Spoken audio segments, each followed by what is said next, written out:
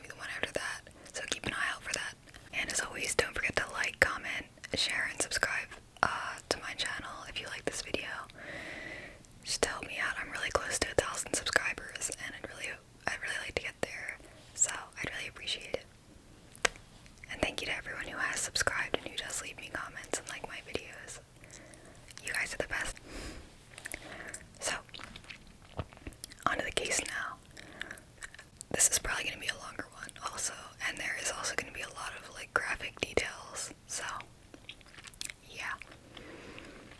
Sada Abe was born May 28th, 1905, the seventh of 8 children of Shigeyoshi and Katsu Abe, an upper-middle-class family of tatami mat makers in Kyoto's Kanda ward.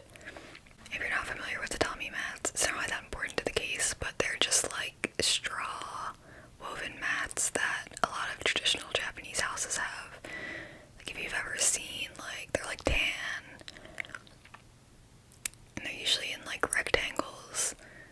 So yeah, I don't know, but I guess it was a good business to be in at the time. Only 4 of the Abe children survived to adulthood, and of those 4, Sada Abe was the youngest. Sada's father, Shigeyoshi Abe, was originally from Chiba Prefecture and had been adopted into the Abe family to help with the tatami business, which he eventually ended up inheriting. He was 52 years old at the time Sada was born, and was described by police as, quote, an honest and upright man who didn't have any obvious vices and who hadn't had any brushes with the law. But some acquaintances did say that he was a bit self-centered, with a taste for extravagance. Sada's mother also had no known run-ins with the law or moral indiscretions on her record. But Sada Abe's siblings did. Sada's brother Shintaro was known as a womanizer, and after his marriage ended, he ran away with his parents' money. His sister, Sada's sister Teruko, was also known to be a bit promiscuous. Sada's father ended up sending Teruko to work in a brothel, which at the time was a somewhat common way to punish female sexual promiscuity in Japan. Kind of weird, but anyway, he ended up buying her back from the brothel pretty quickly.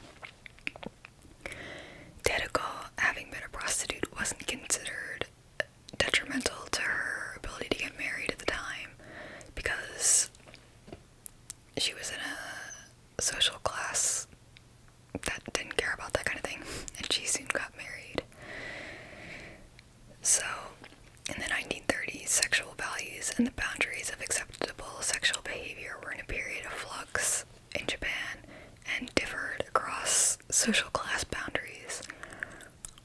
For upper-class people, virginity was still important, given the importance of family reputation, and also to ensure proper succession, that no heirs to family fortunes were illegitimate. For commoners, though, like less wealthy people, women had much more sexual freedom, and experience was expected for both men and women, supposedly due to Western influence gradually changing Japanese values. So going back to Sada Abe, her mother doted on her since Sada was her youngest surviving child, and pretty much allowed her to do whatever she wanted for her whole childhood. Not a promising start, honestly. She encouraged Sada to take lessons in singing and in playing the shamisen, which is a traditional Japanese string instrument that has like a small square body, and then like a long neck, and then like the head that has 3 little tuning thingies, They're depicted pretty often, I guess, in anime, especially ones that take place in like an earlier time period, like probably Demon Slayer shows that's just a guess though, I don't know if it actually does, but they are relatively common to see. So, yeah. At the time, both of those things, singing and playing the shamisen, were more closely associated with geisha and prostitutes than with being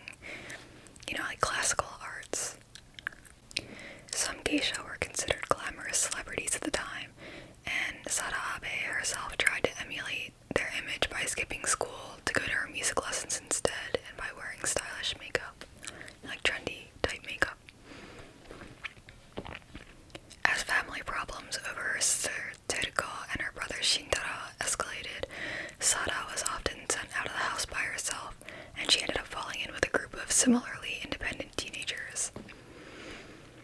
At the age of 14, while she was hanging out with that group at someone's house, she ended up being raped by one of the male friends who was a Keio University student. Her parents defended and supported her after that, but despite, having her parents' support, she became a difficult teenager. As she became more irresponsible and uncontrollable, her parents ended up selling her to a geisha house in Yokohama in 1922, hoping to find her a place in society with some direction.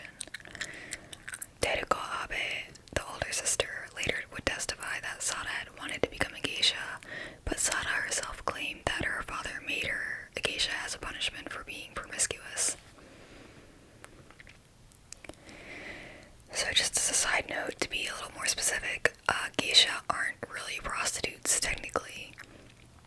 The word geisha literally means art person, or like an artist, an artisan, and they're entertainers who specialize in the traditional Japanese arts of dancing and playing traditional instruments, along with some other types of things like that. At the time, they were regarded as low class, though higher class than prostitutes, but lower than courtesans, who were for upper class men only. Men who went to geisha were basically middle class, part of the emerging merchant classes, who, though wealthy, were unable to access courtesans due to their social class. And so that was sort of earlier on than this, like in the 17 and 1800s. In the 1800s, geisha were actually forbidden from selling sex, though many did. If a courtesan accused a geisha of stealing her customers and business, an official investigation would usually be opened with the potential for a geisha to lose her right to practice the profession. Geisha were also forbidden from wearing particularly flashy hairpins or kimono, both of which were hallmarks of higher-ranking courtesans who were considered to be a part of the upper classes. Some geisha did participate in prostitution, though, whether because they wanted to, because they were forced to by their geisha house mother, or to pay off the debt that they owed to the geisha house for training them. So it's like squares and rectangles, kinda. Prostitutes aren't geisha, but some geisha are prostitutes. But they're not supposed to be. Nowadays, though, geisha are definitely not prostitutes, and they mostly perform at dinners and tea houses and banquets and stuff like that, showing off the traditional dancing and singing and instrument playing that you really can't see anywhere else in Japan. So Sada found out pretty quickly that life as a geisha wasn't what she'd imagined. True geisha were skilled and accomplished women who trained for years in arts and music, and a lot of them since they were children. It became clear to her that with her lack of discipline and training, she was unlikely to ever become one of those celebrity-type geisha that she had admired. And so since I won't be mentioning her siblings all that much anymore, I'm going to switch to calling her just Abe, which is her last name, instead of Sada, just because, I don't know, I'm going to do that. So Abe never progressed beyond a low rank as a geisha, and one of her main duties was to have sex with men. She worked for 5 years doing that, and eventually ended up contracting syphilis, which meant that she would have to have regular physical exams, just like a legally licensed prostitute would. So Abe decided to enter the better paying profession of being a legally licensed prostitute. Because at the time, prostitution was legal, and I guess it was somewhat regulated by the government. But yeah, so Abe started working as a prostitute in Osaka's famous Tobita brothel district, but she soon ended up getting a reputation as being a troublemaker because she would steal money from clients, and she tried to leave the brothel several times, which prostitutes aren't really allowed to do. They're not really free to come and go as they want. And whenever she tried to leave, to escape, she was always tracked down pretty quickly by the well-organized legal prostitution system. After a few years of working as a legal prostitute, she got tired of it and decided to try to leave the business. But her contract as a prostitute indentured her to over 2,000 yen in services, and just for a little perspective on that, 1,000 yen was enough to buy a house with at the time. So she ended up taking a fake name to get away and avoid being tracked down. She was basically like an indentured servant, which is crazy, honestly. But anyway, she didn't really have any actual skills that she could get a job with, though, so she ended up becoming a waitress. She didn't make all that much money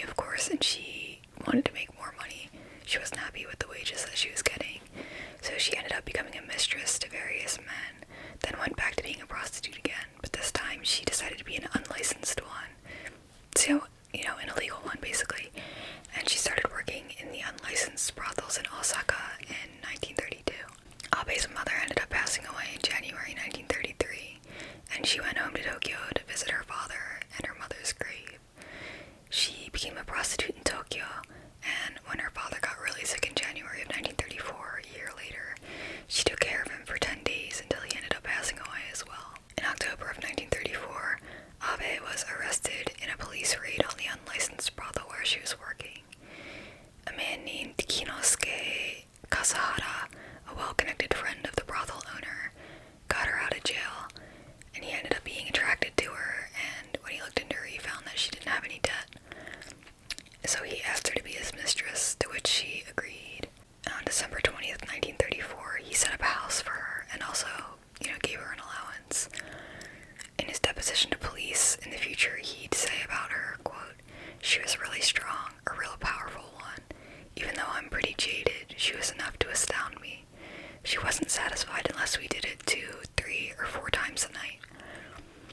To her, it was unacceptable unless I had my hand on her private parts all night long. At first it was great, but after a couple of weeks I got a little exhausted."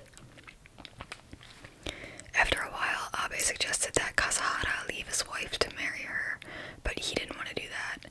So she asked him to let her have another lover, which he also didn't want her to do. So she ended up leaving the relationship, and she left Osaka and went to Nagoya to get away from him. Years later, during Abe's trial, Kasahara was called to testify, and he said about her, quote, "She's a slut and a whore.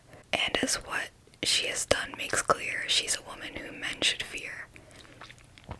Abe didn't have such great things to say about Kasahara either, telling the police, quote, "He didn't love me and treated me like an animal. He was the kind of scum who would then plead with me when I said that we should break up." So yeah. In Nagoya in 1935, again wanting to leave the sex industry, Abe started working as a maid at a restaurant. She soon hooked up with a customer at the restaurant named Goro Omiya, a professor and banker who aspired to become a member of the Diet of Japan, which is the Japanese parliament. Knowing that the restaurant wouldn't tolerate a maid having relations with a client, and having gotten bored of Nagoya anyway, she went back to Tokyo in June. Omiya met her there, and after finding out that she'd had syphilis before, he paid for her to go to a hot spring resort in Kusatsu from November until January 1936. In January, Omiya suggested that Abe could become financially independent by opening a small restaurant of her own, and recommended that she start working as an apprentice in the restaurant business to get, a start. On February 1st, 1936, back in Tokyo, Abe began as an apprentice at the Yoshitaya restaurant / pleasure house, whatever that means. The owner, Kichizo Ishida, who was 42 at the time, had worked his way up in the business, starting as an apprentice at a restaurant specializing in eel dishes, and had opened Yoshitaya in Tokyo's Nakano neighborhood in 1920. By the time Abe started working there, Ishida had become known as a womanizer who didn't do much to actually run the restaurant, leaving all that work to his wife, who was the primary manager of the restaurant, basically. What a guy. Not long after Abe began work at Yoshitaya, Ishida began making advances toward her. Omiya had never satisfied Abe sexually, so she was down for it. In mid-April, Ishida and Abe began their sexual relationship at the restaurant, to the accompaniment of a romantic ballad sung by one of the restaurant's geisha. Between April 23rd and May 8th, 1936, Abe and Ishida engaged in a passionate and tumultuous love affair, traveling around Japan and staying at love hostels and pleasure houses to continue their affair. On April 23rd, 1936, Abe and Ishida met for a prearranged sexual encounter at a tea house, or matsui, the modern equivalent of a love hotel, in the Shibuya neighborhood. Planning only for a short fling, they ended up staying in bed for 4 days. On the night of April 23rd,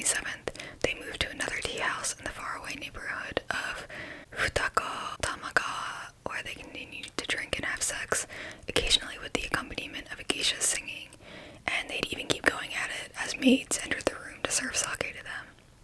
Then they moved to the Oku neighborhood. Ishida didn't actually return to his restaurant until the morning of May 8th, after an absence of about 2 weeks. So much for a short fling, huh? Of Ishida, Abe later said, quote, "It's hard to say exactly what was so good about Ishida, but it was impossible to say anything bad about his looks, his attitude, his skill as a lover, the way he expressed his feelings. I've never met such a sexy man." After their 2-week sex marathon ended, Abe became agitated and began drinking excessively. Because Ishida went back to his wife once they were done. She said that Ishida had shown her what true love was like for the first time, and the thought of him being back with his wife made her extremely jealous. On May 9th, 1936, the day after they got back pretty much, Abe went to a play which had a scene where a geisha attacks her lover with a big knife, and she decided to threaten Ishida with a knife the next time they met up. On May 11th, Abe pawned some of her clothing and used the money to buy a kitchen knife.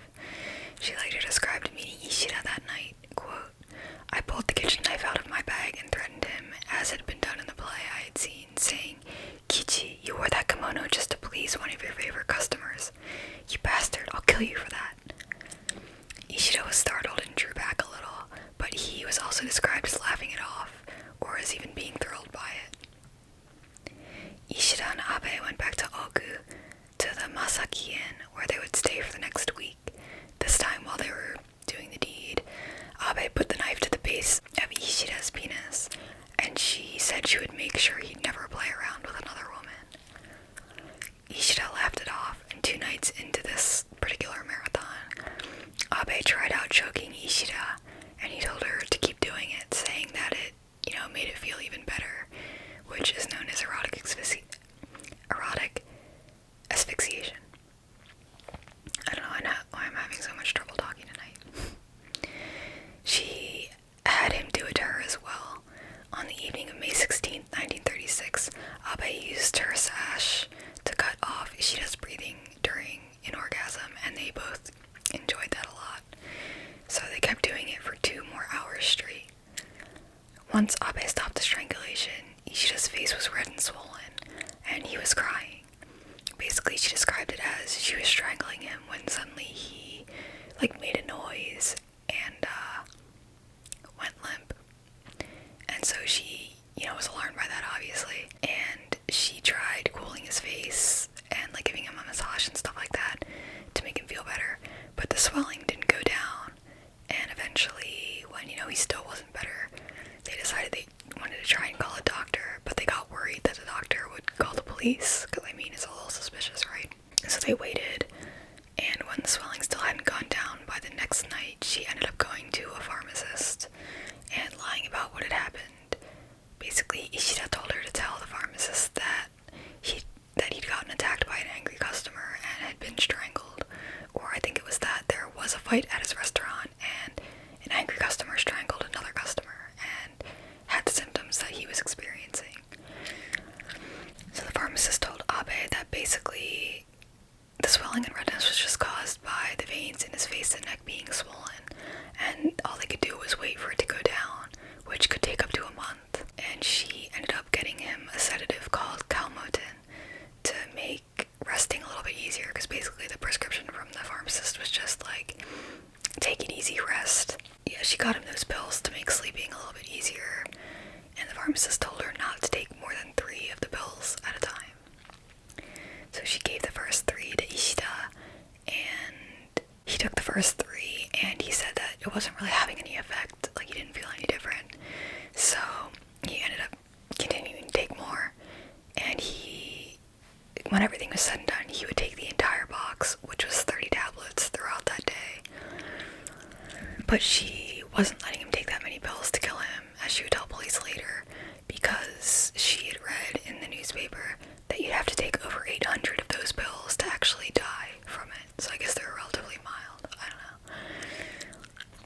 Ishida started to talk about how they didn't have enough money to pay for the hotel where they were staying at, after she'd gone out and spent the money on the pills at the pharmacist and stuff like that. So they would have to Abe didn't like because she didn't want to be away from him, basically. But he had kids at home, so he really couldn't stay. And of course, he had a wife and stuff like that too. And Abe started to cry at the idea of him going home. So he tried to make her feel better by saying nice things to her. One of those nice things I read was that she shouldn't be jealous because, quote, his wife is just a house ornament. Yeah. So, yeah, he tried to reassure her, but that ended up just making her more and more irritated. And all she could think about was ways to make it so that they could, continue being together. And it's not like he was breaking up with her, he was just saying that they would have to go home this time, and they would have to just get together another time, basically. He wasn't breaking up with her. But yeah, she wasn't taking it well. At one point, she hid his clothes to keep him from leaving without telling her. I think that was actually before this particular conversation. Like, he was asleep and she hid his clothes. Yeah, because she was worried he would leave without telling her, without saying anything. But she ended up telling the police later that she didn't really hide them all that well. And if he'd looked for them, he would have found them easily. So it was really more of just a joke than anything else, than like a serious attempt at her trying to get him to stay. So that night they ate dinner, during which Ishida took 12 or 13 of the Calmoten pills, which was the rest of the box. Up to that point he had taken the 30 pills, and then they had sex, despite him being drowsy at the time. After that, Ishida started to fall asleep, and he said, quote, "You'll put the cord around my neck and squeeze it again while I'm sleeping, won't you? If you start to strangle me, don't stop, because it's so painful afterwards." Abe would comment later that she wondered if he had wanted her to kill him, because, he had said other times, like, made comments like, "Oh, I'd die for you, I'd do anything for you," like that kind of thing. But she decided that he was probably joking, probably didn't mean it. But that night at 2 a.m. on May 18th, 1936, while Ishida was asleep, Abe wrapped her sash twice around his neck and strangled him to death. She would later tell police, quote, "After I had killed Ishida, I felt totally at ease, as though a heavy burden had been lifted from my shoulders, and I felt a sense of clarity." After she strangled him to death, basically, she tied her sash around his neck and secured it under his pillow to make sure that he wouldn't wake up again. To make sure that he was really and truly dead and not just unconscious. She drank some beer, then she laid with Ishida's body until dawn and played with his junk, which led her to deciding to cut it off along with his balls and take them with her, which she did with the kitchen knife that she'd bought at the beginning of that particular hookup.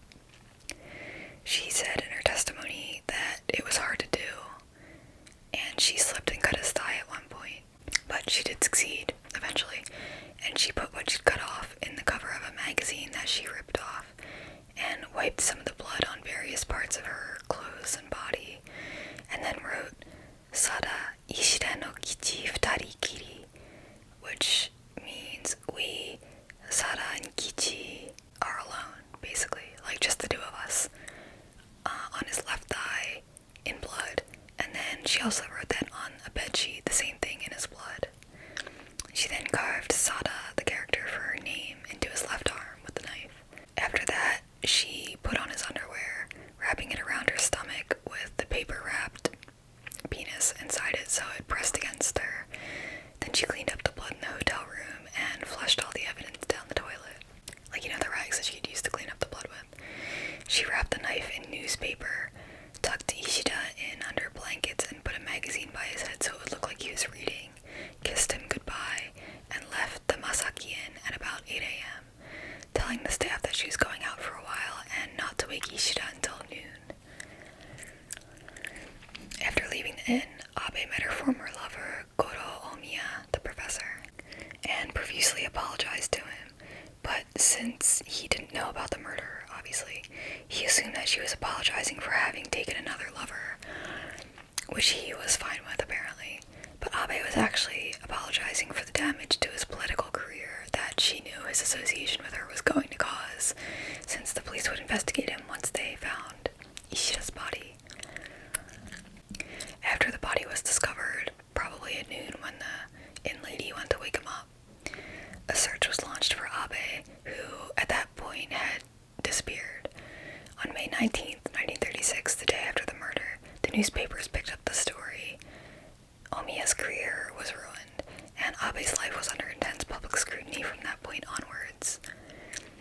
With a sexually and criminally dangerous woman on the loose, as they would call her, the nation was gripped with Abe-sada panic, which is, the Japanese pronunciation of her name. Last name, then first name. Newspapers printed extra editions about the whole thing, and police would get reports of sightings of her all over the place, one of which caused a stampede in Ginza, because, gawkers wanted to see her get arrested or whatever, which ended up causing a big traffic jam. In reference to the recent failed coup in Tokyo, the February 26th incident, or the Niiroku incident, which means 2/26 or February 26th, Sada Abe's crime was satirically dubbed the Go Ichihachi incident, which means May 18th. On May 19th, 1936, while everyone was Abe-sada panicking, Abe went shopping and saw a movie. Using a fake name, she checked into an inn in Shinagawa on May 20th, where she got a massage and drank 3 bottles of beer, and spent the day writing goodbye letters to Omiya, a friend, and Ishida. Abe was planning to commit suicide a week after the murder. Quote, "I felt attached to Ishida's penis, and thought that only after taking leave from it quietly could I then die. I unwrapped the paper holding them and gazed at his penis and scrotum." Gets a little intense, this part, but I put his penis in my mouth and even tried to insert it inside me. It didn't work, however, though I kept trying and trying. Obviously it didn't work. Then I decided that I would flee to Osaka, staying with Ishida's penis all the while. In the end, I would jump from a cliff on Mount Ikoma while holding on to his penis. End quote. She would say later on that she realized what she did was horrible and unforgivable, and she felt at that point that her only choice was to die, and she wasn't afraid of dying either. At 4 o'clock that afternoon, detectives, who were suspicious of the alias that Abe had registered at the hotel with, showed up at her room. Quote, "Don't be so formal," she told them. "You're looking for Sada Abe, right? Well, that's me. I am Sada Abe." The police didn't believe her at first, because she was supposed to be hiding from them after all. Like, why would she just be like, "Yep, that's me"? So she showed them Ishida's genitals to prove it, and they believed her. In a widely published photo taken right after her arrest, she's shown with her kimono slightly disheveled and has an odd smile on her face. The police officers surrounding her are also smiling, and all look pretty pleased with themselves. Why wouldn't they, right? Abe was arrested and interrogated over 8 sessions. So her testimony would end up getting published and becoming a bestseller in Japan. But I couldn't really find her statements in English online. But there's a book about the case that has pretty much all of it, called Geisha Harlot Strangler Star, A Woman, Sex, and Morality in Modern Japan by William Johnston, which is what I'm pretty sure was used as a source for all of her statements and stuff like that on the Wikipedia page about her, which is where I got all of my information, because it was very thorough. So I read some of the book on Google Books, like how you can preview books on Google or whatever, and it was pretty interesting, so I honestly would probably buy it and read it. But anyway, the police asked her why she had cut off Ishida's genitals, and Abe said, quote, "Because I couldn't take his head or body with me. I wanted to take the part of him that brought back to me the most vivid memories." She also said that she didn't want his wife to touch his penis while she was washing his body to prepare it for the funeral, as she knew would happen. Like, bruh, how jealous can you be? The officer who was interrogating her was struck by her demeanor when he asked her why she had killed Ishida in the first place, saying, quote, "Immediately she became excited and her eyes sparkled in a strange way." Abe's answer to that question was, quote, "I loved him so much, I wanted him all to myself. But since we were not husband and wife, as long as he lived, he could be embraced by other women. I knew that if I killed him, no other woman could ever touch him again, so I killed him." Men could legally control women in any number of ways at the time. Killing him, she said, was the only way that she could truly control and monopolize her man. So the author of that book that I mentioned earlier attempted to explain in the book why Sada Abe's case was so special, among the over a dozen similar cases in Japan. Apparently a lot of guys got their dicks cut off. And that author said basically that the fact that she killed out of love and not hate was what made it so unique. Also, the Sada Abe incident happened during a time when the Japanese media were heavily reporting on extreme political and military trouble, including the aforementioned Niniroku incident, which I don't really know anything about, but it was a coup, so that's pretty serious, and the fast approaching Second Sino-Japanese War with China. A sensational sex scandal like this one served as a welcome national release from the serious and disturbing things that were going on. Another author attributes the national fascination with the case to the tokufu, or poison woman stereotype, which was popular in Japan at the time. And the tokufu woman is basically a transgressive female character type that had first become popular in Japanese novels and stage performances in the 1870s. In the wake of the popular poison woman literature, confessional autobiographies by female criminals had began appearing in the late 1890s. By the early 1910s, autobiographical writings by criminal women took on an unapologetic tone and sometimes included criticisms of Japan and Japanese society as a whole. They were using their platform to complain about social problems, basically. Or not necessarily complain about, but shine a light on, When details of Sada Abe's crime were made public, rumors began to go around that Ishida's penis was exceptional. It was really big, but the police officer who interrogated Sada Abe denied that, since he had seen it, I imagine, saying, quote, "Ishida's was just average.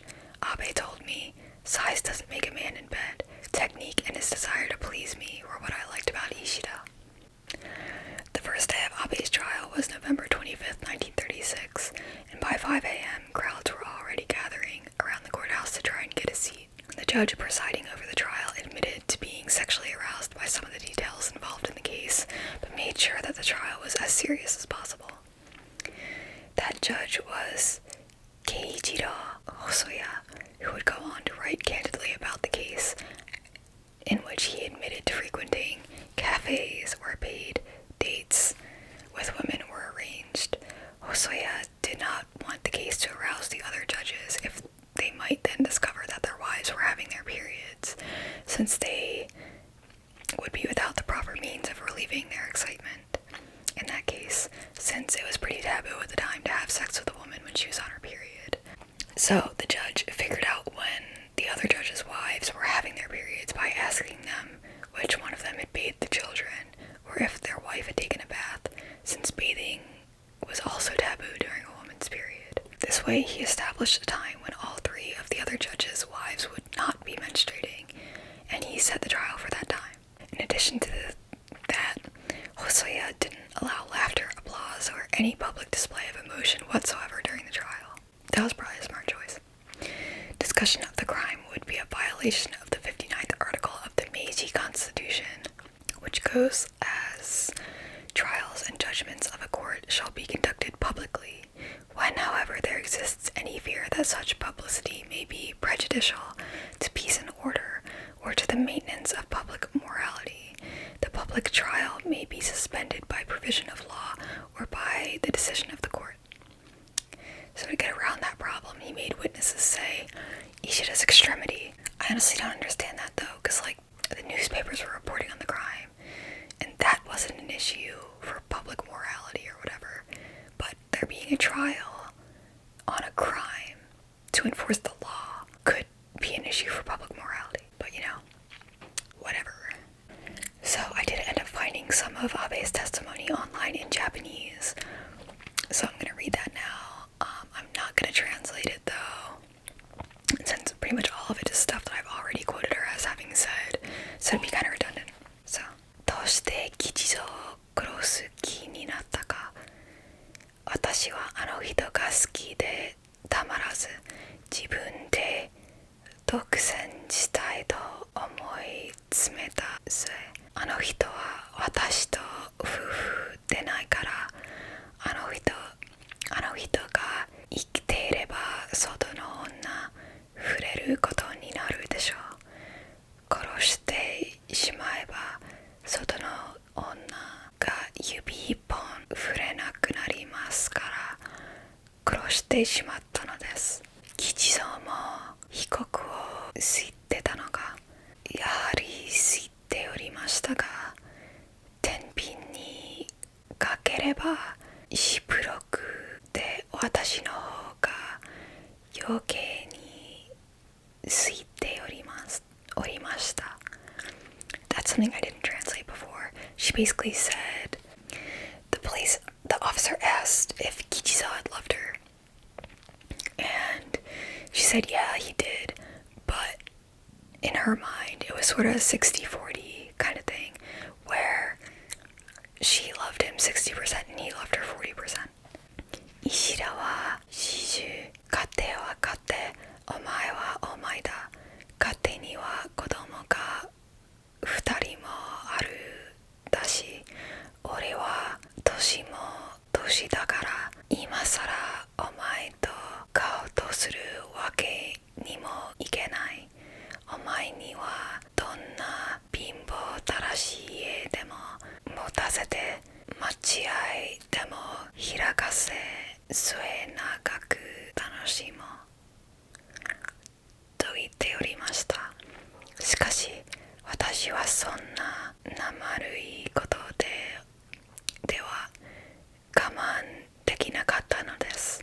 Basically, in that one she was saying that Ishida from the beginning had said, my family is my family and you're you. Basically, like, they're two separate things, you know. He has 2 children and he's getting up there in age, so it's not like they could run off together. And he basically wanted her to sort of live on the side and wait for him. And she was like, nah, that's some lukewarm shit. I ain't doing that. 石田がそれほど好きなら、なぜ心中する相談を持ちかけなかったか。 So the police asked here, if he really loved you like that, why didn't you guys have a lover's suicide? So she said, 石田は始終私を目かけにするというようなことを言い、冗談にも死ぬなど言ったことはありましたが、実際は2人で心中する気持ちなど全然なかったし、私は石田の家の様子を知っておりましたから、心中することは考えてもみませんでした。Which means he wanted to keep her as a mistress on the side, and he would joke about like, oh, I'll die for you, let's die together, that kind of thing sometimes. But in reality, they were never going to do it. They were never going to do the lover suicide thing. And, you know, she knew about the situation with his household, and it was just something they never thought about. Like, it wasn't really a realistic possibility for them to do. So, 石田を殺す番も死んでくれと言わなかったか。全然さようなことは言いませんでした。その晩、石田は被告に殺されることを予期していた様子があったか。予期していなかったと思います。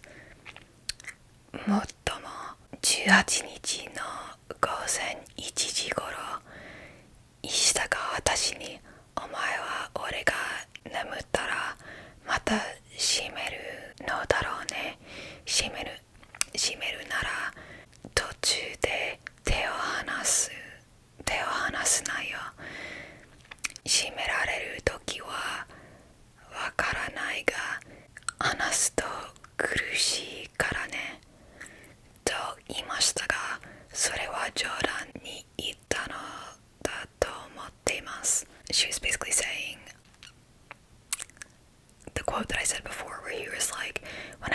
you're gonna strangle me again, aren't you? If you do that, don't stop because it hurts too much when you stop. But she knew that that was a joke. And the police said, それはなぜか, which is why. Why was it a joke, I guess? Then she said, それは以前石田の首を絞めながら関係をすると感じがいいと話したことがありましたが、5月16日の晩、私が石田の上に乗り、初めは手で石田のインコを押すようにして関係しましたが、手では少しも感じが出ないから、私の腰もを石田の首に巻き、私がそれを締めたり緩めたりして関係しているうち、下のところばかり見ていたため力が入りすぎ、石田がというなり局部が急に小さくなったので、私は気を置いて紐を離しましたが、そのため石田の顔が赤くなって治らないので、翌日まだ水で顔を冷やしておりました。And that was her talking about how she, one night while they were doing it, she was like, she started trying to strangle him with her hands, but it didn't really like feel that good for them, I guess.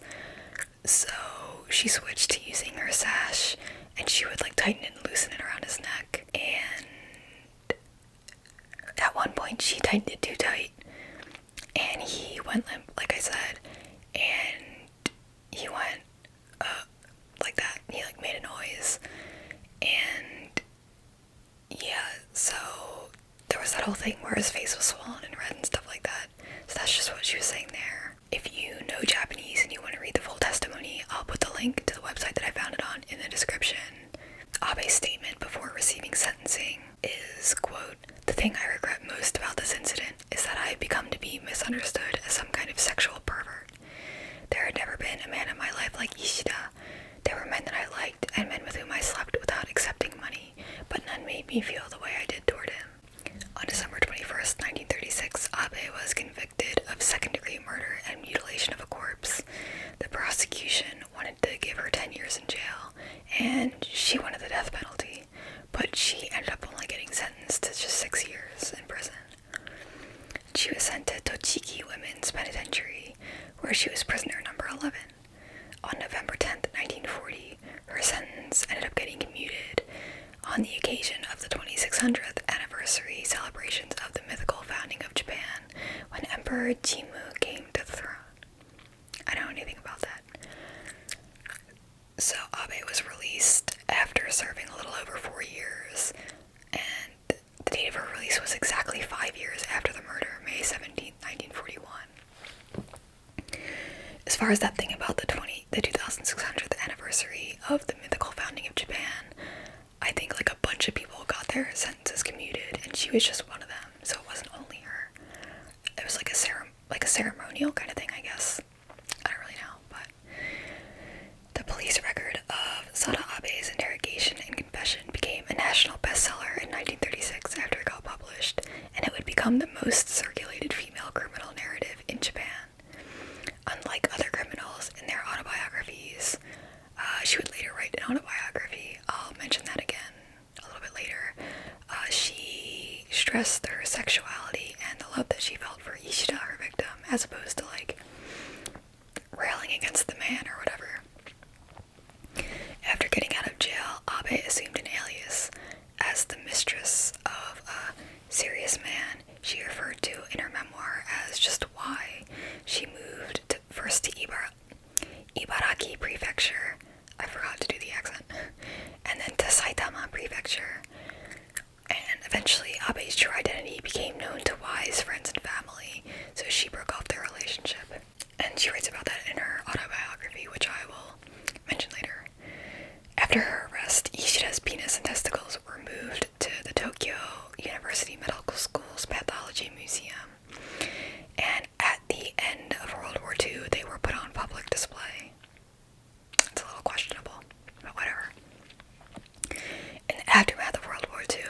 trying to divert public attention from politics and criticism of the occupying authorities. The US, the Yoshida government encouraged a 3S policy, which was sports, screen, and sex, for the media. Pre-war writing about Sada Abe, such as The Psychological Diagnosis of Abe Sada, which was published in 1937. In Japanese, that's Abe Sada no Seishin Bunsekiteki Shindan. It depicts Abe as an example of the dangers of unbridled female sexuality and as a threat to the patriarchal system. In the post-war era, she was treated as a critic of totalitarianism and a symbol of freedom from oppressive political ideologies. So she basically became like a folk hero almost. Abe became a popular subject in literature of both high and low quality. Serious academic writings and also smut, I guess. The Buraya writer Sakunosuke Oda wrote 2 stories based on Abe, and a June 1949 article noted that Abe had recently tried to clear her name after it had been used in a mountain of erotic books. In 1946, the writer Ango Sakaguchi interviewed Abe, treating her as an authority on both sexuality and freedom. He called Abe, quote, a tender, warm figure of salvation for future generations. It's a little bit much. In 1949, Ichiro Kimura's The Erotic Confessions of Sada Abe became a national bestseller with over 100,000 copies sold. The book is in the form of an interview with Abe, but was actually based on the police interrogation records, so it wasn't actually an interview that she actually engaged in, really. As a response to this book, I wrote that she took him to court for slander, but I'm not sure how true that is. She did write her own autobiography called The Memoirs of Abe Sada, which was published in 1948, and in Japanese that's Abe Sada Jikenchouso Senbun Inochi Kezuru Seai no Onna. And it's only 98 pages, which I was kind of surprised by, because I found it listed on Amazon, so you can buy it, but it was only in Japanese. I couldn't find an English copy, which I guess isn't really that surprising. I was just a little surprised about how short it was, but in contrast to Kimura's depiction of her as a pervert, she stresses her sexuality and her love for Ishida. The first edition of the magazine True Story, which is Jitsuha in Japanese, in January 1948, featured previously unpublished photos of the incident with the headline Eroguro, which stands for erotic grotesque, which is like a genre. The headline was Eroguro of the Century, first public release pictorial of the Abe Sada incident. Reflecting on the change in tone in writings on Abe, the June 1949 issue of Monthly Reader calls her a heroine of that time for following her own desires in a time of false morality and oppression. Abe capitalized on her notoriety by sitting for an interview in a popular magazine and appearing for several years, starting in 1947 in a traveling one-act stage production called Showa Ichidai Onna, which means a woman of the Showa period, which is, just an era of Japanese history, under the direction of dramatist Nagata Mikihiko. In 1952, she began working at the Hoshi Kikusui, a working-class pub in Inaricho in downtown Tokyo. Abe lived a low-profile life in Tokyo's Shitaya neighborhood for the next 20 years, and the Neighborhood Restaurant Association gave her a Model Employee Award. More than once during the 1960s, film critic Donald Ritchie visited the Hoshi Kikusui. That's just a hard name to read. In his collection of profiles called Japanese Portraits, he describes Abe making a dramatic entrance into a boisterous group of drinkers. She would slowly descend along the staircase that led into the middle of the crowd, giving a haughty look to individuals in the audience. The men in the pub would respond by putting their hands over their crotches and shouting out things like, "Hide the knives," and "I'm afraid to go and pee." Abe would slap the banister in anger and stare the crowd into an uncomfortable and complete silence, and only then continue her entrance, chatting and pouring drinks from table to table. Richie commented, quote, "She had actually choked a man to death and then cut off his member. There was a consequent frisson when Sada Abe slapped your back." In 1969, Abe appeared in the Sada Abe Incident section of director Teruo Ishii's dramatized documentary, History of Bizarre Crimes by Women in the Meiji, Taisho, and Showa eras. In Japanese, that is Meiji, Taisho, Showa, Ryoki Onna Hanzaishi. And the last known photograph of Abe was taken in August of 1969. She disappeared from the public eye in 1970. Coincidentally, Ishida's penis and testicles also disappeared from the museum they were on public display at around that time. When the film In the Realm of the Senses was being planned in the mid-1970s, director Nagisa Oshima apparently sought out Abe and, after a long search, found her hair cut off in a Kansai nunnery. Decades after both the incident and her disappearance, Abe continues to draw public interest. Some examples of that are Mutsuo Toi took an interest in Abe's case and had started writing a novel called Yuto Kaio Maru 2 years after Abe's crime. So in 38, I think, Toi perpetuated the deadliest single-shooter massacre in Japanese history before killing himself. And I actually have a video on that. That was last week's video. I'll link it up there, somewhere, if you're interested in watching that one. In addition to the documentary in which Abe herself appeared shortly before she disappeared from the public eye, in the 1976 Japanese language In the Realm of the Senses, at least 3 successful films have been made based on the story. The 1983 film Sexy Doll, Abe Sada Sansei, made use of Abe's name in the title. In 1998, a 438-page biography of Abe was published in Japan, and the first full-length book on Abe in English, William Johnson's Geisha Harlot Strangler Star, A Woman, Sex, and Morality in Modern Japan, which I of course mentioned earlier, was published in 2005. Japanese noise musician Merzbow, I don't know how to say that, adopted the alias Abe Sada for an early musical project. He released only one record under the name, the 1994 7-inch original Body Kingdom / Gala Abe Sada, 1936. That's one hell of a title. In March 2007, a 4-bass noise band from Perth, Australia, named Abe Sada, won a contemporary music grant from the Australian Department of Culture and the Arts to tour Japan in June and July 2007.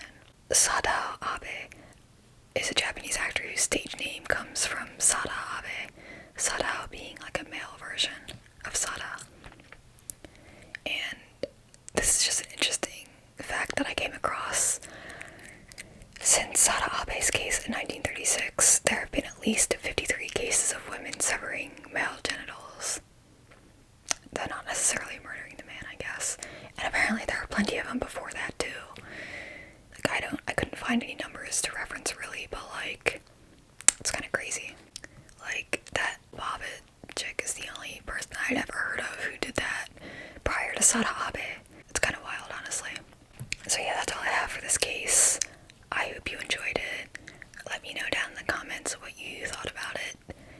To be honest, when I was reading about this case, and I read that she had syphilis, I read about, like, a bit about the history of syphilis, because syphilis is a curable STD. Like, if you catch it in the beginning stages, it can be cured just fine. I think I forget if it's parasitic or if it's bacterial. But yeah, like, nowadays, take some pills, I guess, and you're good to go.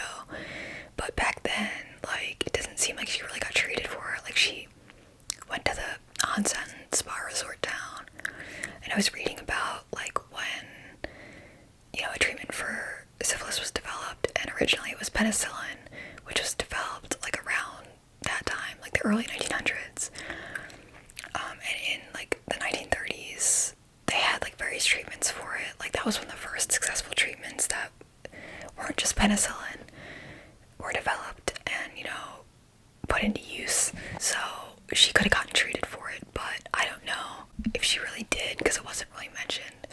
So it made me wonder, because when syphilis goes untreated, there are basically 3 phases, and in between you go into like a remission kind of phase where you don't have symptoms, like you don't have a rash and you don't have any other kind of symptoms that are obvious. So it'd be easy to think that you were better. There's like remission between the first phase and the second phase, and there's a third tertiary phase, which is called neurosyphilis, and that's when the syphilis infection spreads to your other organs, and it can even spread to your brain and cause dementia. There were some well-known people, I don't know exactly who, but I feel like there were some well-known people who had dementia caused by syphilis, basically. And so that tertiary phase can come into play like anytime between 10 and 30 years after the initial infection, between which you would be fine. And so I kind of wondered if, like, the syphilis, like the dementia, had any kind of effect on her state of mind and like ended up causing her to do what she did. But see, the issue with that is that I don't know how long you usually survive in the tertiary phase, but at that point it's not curable. You're gonna die from it, basically. And, you know, if it's attacking your organs and your brain, like you probably can't survive that many years after. So if she had that dementia, and also that phase comes into play like no sooner than 10 and no later than 30 years after infection. So by the point she met Ishida, I don't think it had been 10 years yet. I mean, I didn't check my numbers, maybe it had been, but so she, A, probably didn't have neurosyphilis at the time, and B, she wouldn't have lived until at least the 70s if she was in that tertiary phase. You know, she could have gone into the tertiary phase in the 70s and passed away, but she wouldn't have survived that long if she had before. And so she definitely couldn't have killed, I don't know why my voice keeps cracking, sorry about that, but yeah, it's definitely not likely at all that she killed Ishida because of syphilis-related dementia, or like syphilis didn't affect her mind in that way and cause her to do it, because it would have been impossible for her to live as long as she did, as long as she's known to have lived for, if that was the case.